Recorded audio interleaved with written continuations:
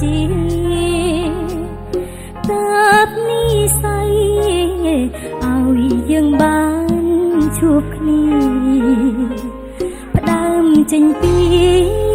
នេះស្គាល់ខ្លាយជាគូសង្សាររហូតពីការជាគូជីវិតនៅ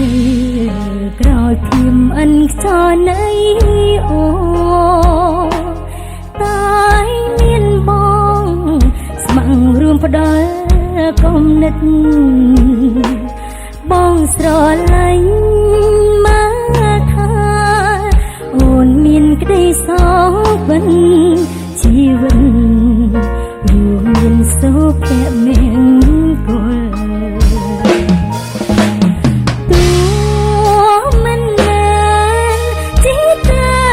ជាសេសតែល្អលើអ្វីដែលអូនប្រាថ្នា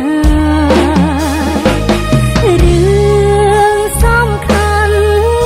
ទីមួយបងគឺគ្រួសារសូមអើយរៀបរឡរតែជួបព្រៀងធំផ្លុំឆ្លងរួមគ្នាក្តៅរងាតែក្បែរបងក៏ក្តៅសូមរក្សាចិនស្មោះឲ្យល្អតកូនចាទុកនៅជាទ្រព្យសម្បត្តិស្នេហ៍យើង